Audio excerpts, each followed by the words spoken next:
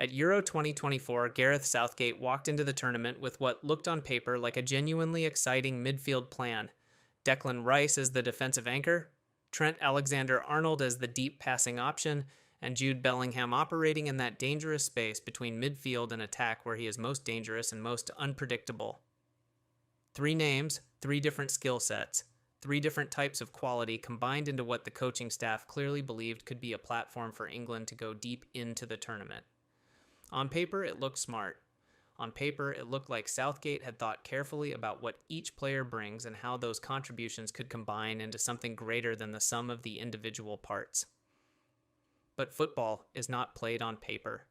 And even in England's opening win against Serbia, something was visibly and persistently wrong. The midfield had names. The midfield had reputations. What it did not have was control. The game felt uncomfortable. England were winning, but they were not convincing.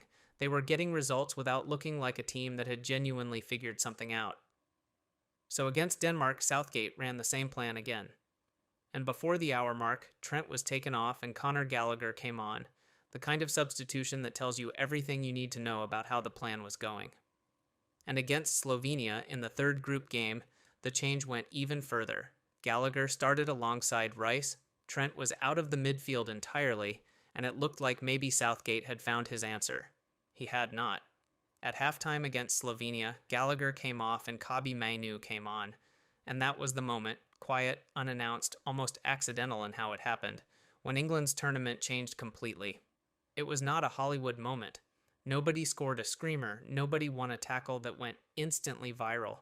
Nobody did anything that highlights packages would loop for the next 3 days. What happened was simpler than that and more significant than that simultaneously. England looked calmer. England looked like a team that understood where it was going with the ball. Mainoo received under pressure and did not panic. He kept things moving. He gave Rice a genuine partner, someone who could take the ball, turn, connect, and make the midfield breathe again instead of constantly gasping for air. After 3 games of searching, after 3 games of trying different combinations and finding that none of them fully worked, Southgate had found something that actually solved the problem. By the Slovakia game in the round of 16, Mainoo was starting, and that timing, the way he earned his place not before the tournament through reputation or selection committee favor, but during the tournament by solving a problem that nobody else had solved, is the most important detail in understanding who this player actually is and why his story continues to matter. He did not walk into the tournament as the obvious answer. England had to feel the problem before they could recognize the solution. They had to reach the specific and uncomfortable point where the first plan had clearly stopped working. And only then did the door open for a player whose qualities were perfectly matched to exactly the problem England were trying to solve. That is a specific and telling thing about Kobbie Mainoo as a footballer. He does not need to be the first answer. He just needs to be the right one when the moment arrives. And now, with the World Cup approaching and England preparing under Thomas Tuchel, the conversation is starting to feel uncomfortably familiar for anyone paying attention. The names are different in some places. Elliot Anderson has pushed himself into the picture in ways that Conor Gallagher was never able to sustain. Tuchel has specific ideas about shape and balance and the kind of midfield security that allows the attacking players in front to express themselves freely. The opening plan may not include Mainoo as the first name written on the team sheet, but we have seen this exact situation before, and we know how it ended.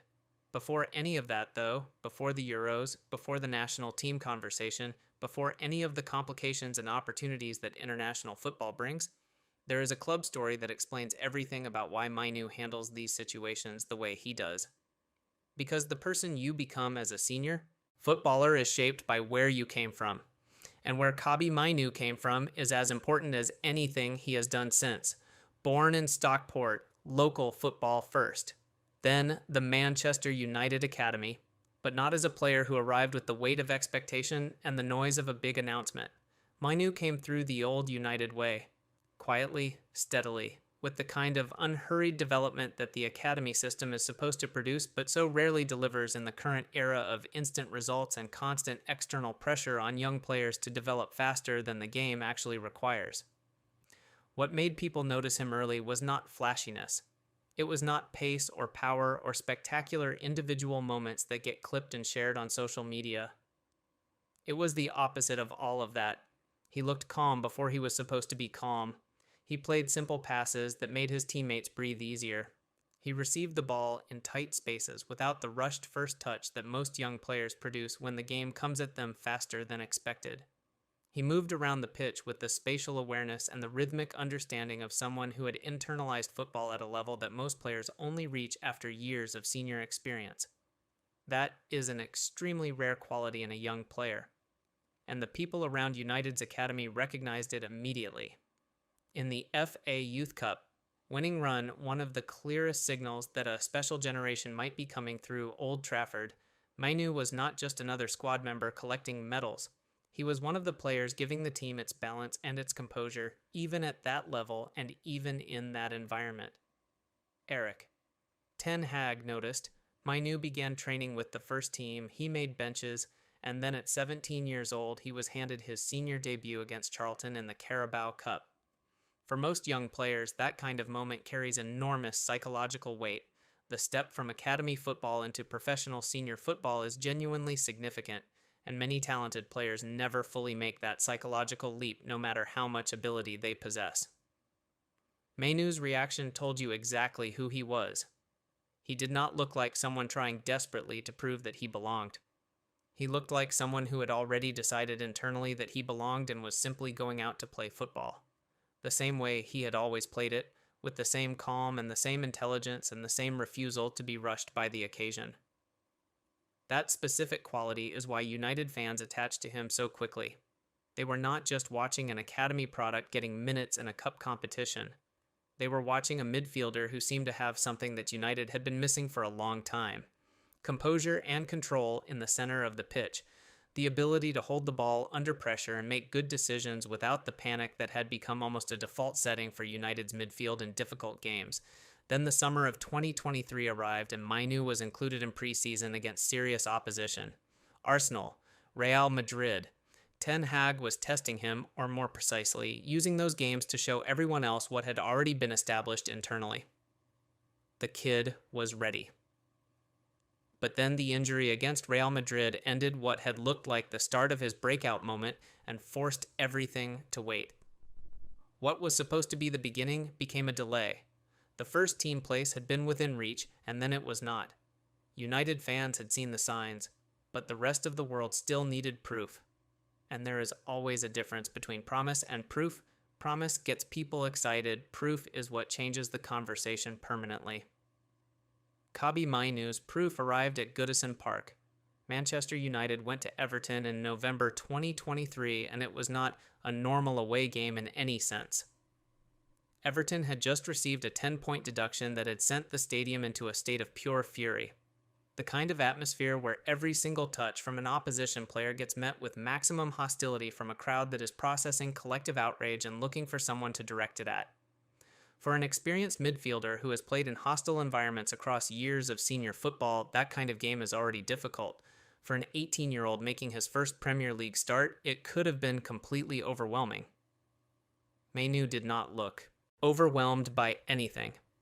The match is remembered primarily for Alejandro Garnacho's early bicycle kick, one of those goals so spectacular that it takes over the entire narrative before the game has even finished. The highlight ran everywhere. But while everyone's attention was on the goal, something just as important and arguably more significant for the long-term story of Manchester United was happening behind it. Mainoo was controlling the game, playing in front of the defense, making himself available as an escape route when United were under pressure, taking the ball in positions where most young players instinctively avoid it because the risk of losing it in those areas is the risk of creating immediate danger for your own team. He was not forcing the game. He was not trying to manufacture impressive moments or make every touch announce itself. And that disciplined intelligence, that understanding of what a midfielder is actually supposed to do to help his team win football matches rather than his own highlight reel, was exactly what made him stand out. Then came the moment that captured it most precisely. Everton had a chance to get back into the game. Dwight McNeil's effort was heading toward goal, and Mainoo was suddenly there on the line to clear it. The kind of awareness and defensive responsibility that goes well beyond technical talent into genuine footballing intelligence. That clearance was about understanding danger before it becomes a disaster and taking personal responsibility for preventing it. The reaction from people whose assessments carry real weight said everything. Gary Neville observed that Mainoo looked more composed than anyone else on the pitch. Roy Keane, who distributes praise with the kind of reluctance that makes it genuinely meaningful when it arrives, saw exactly the same thing and said so publicly. These were not polite acknowledgments of a young player having a decent debut. These were serious assessments from serious observers who recognized that they were watching something genuinely different from what United's midfield had been producing for years. Before Everton, Mainoo was the academy player United fans believed in. After Everton, he became something more concrete and more serious than belief. He became proof. The calmness was not academy hype that would evaporate under the pressure of real senior football. It was real. It survived a hostile Premier League away ground. It survived the noise and the pressure and the specific difficulty of a game with stakes and atmosphere attached to it. And from that moment, everything changed. The conversation around him was no longer about potential. It was about present tense reality. United fans felt like they had found their midfielder, and then England would start asking exactly the same question. What Mainoo gave Southgate at the Euros and what he has the opportunity to give Tuchel at the World Cup is something that is extremely difficult to quantify in statistics or highlight packages, but immediately visible to anyone who understands the game. He gives the team the ability to use the ball under pressure without panicking. He gives the holding midfielder alongside him, Rice in England's case, a partner who is comfortable receiving in difficult situations, which frees Rice to be more aggressive and more physically dominant rather than constantly having to conserve his energy for the responsibility of being the only safe pass option in his area of the pitch. He gives the team a tempo regulator, someone who can slow the game down when it is moving too fast and speed it up when there is space to exploit. That sounds simple when you write it down. It is enormously difficult to find in practice, because the players who can do it under genuine tournament pressure with the whole country watching and everything on the line are extremely rare at any level of the game. At the Euros, Mainoo showed he was one of those players, in a quarterfinal against Switzerland, in a semi-final against the Netherlands, and ultimately in the final itself against Spain. The same player who had started the tournament waiting for his chance was starting the biggest game England could play. That progression from option to first choice over the course of a single tournament is not something that happens because of luck or circumstances alone. It happens because the player keeps proving every time the door opens that they deserve to stay in the room. Now the World Cup brings a new version of the familiar challenge. Tuchel has ideas. Anderson has established himself as someone the new manager specifically trusts. Rice remains central. Bellingham reshapes whatever midfield he is part of simply through the quality of what he brings. The opening plan may look different from what Mainoo would design himself, but here is what we know about how tournaments work. The plan that looks right before the first game is almost never the plan that wins the tournament. Something gets exposed. Something does not work the way the coaching staff expected it to work against real opposition with real quality and real tactical intelligence applied to stopping you. A problem emerges that the original plan was not built to solve.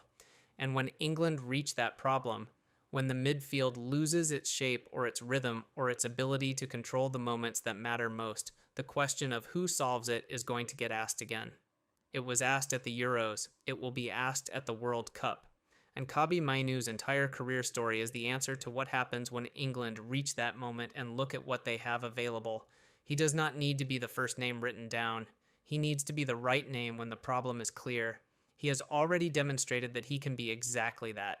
Against Slovakia, against Switzerland, against the Netherlands, in an FA Cup final against Manchester City, in a Premier League winner against Liverpool that sent United back into the Champions League. Manchester United fans have understood this about him longer than anyone else did. They saw it in the academy. They felt it at Everton. They watched Carrick bring him back, and immediately the calmness returned.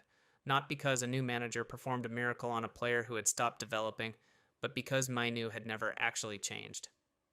The quality was always there. What changed was simply that someone gave him a clear role, trusted him consistently, and let him play his football instead of using him as an experiment in different positions that suited the system more than they suited the player.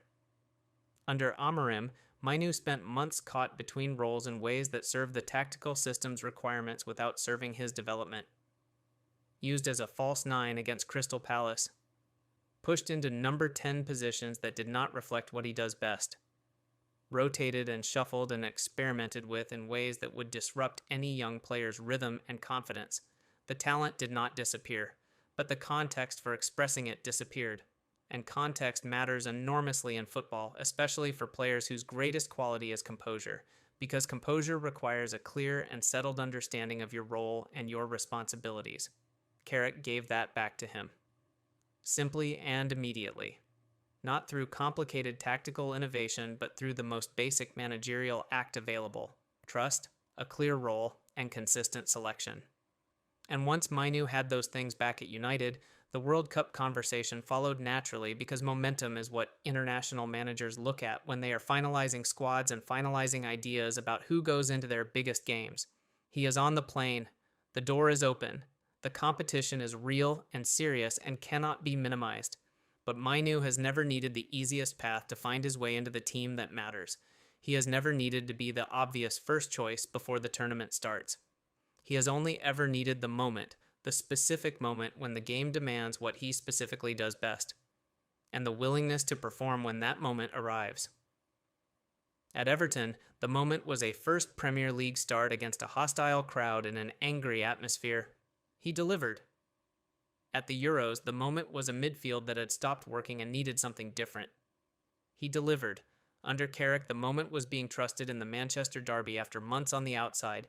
He delivered. The World Cup will have its moment. Tournaments always do. And when that moment comes, when England need composure in the center of the pitch, when the game gets tight and heavy and the passes need to keep moving through pressure, Kobbie Mainoo will be exactly what he has always been: the calmest person in the most important room.